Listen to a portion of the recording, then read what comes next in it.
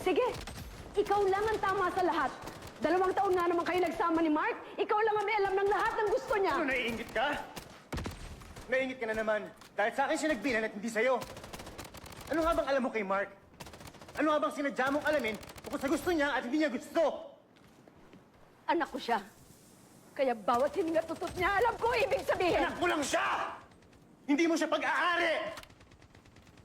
Hindi dahil ikaw ang naglabas sa kanya, ikaw rin ang bumuo. Kung ano man ang naging siya, dahil yun sa kanya at sa ibang tao naging parte ng buhay niya. At isa ka lang doon, tita! Isa ka lang doon! Kaya hindi lang ikaw ang may karapatang magmahal sa kanya.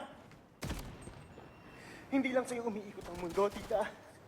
At hindi titigil to kahit na mawala ka pa! Huwag ka magmagaling! Dahil wala kang alam! Eh, ikaw! Anong alam mo? Alam mo bang muntik na magpakamatay si Mark nung unang taon niya rito sa Amerika? Di ba hindi? Hindi mo alam yun! At si Cherry! Alam mo ba nag-asawa siya ng maaga para makaalis ka agad sa poder mo? Hindi totoo yan! Ate Dang! Hindi totoo yan! O bakit niyo ayaw mong aminin? Ha? Di ba ikaw nagsabi? Huwag ipagkait sa'yo ang totoo. Mas ngayon, ito ang totoo! Harapin mo ang totoo! Bastos ka! Bastos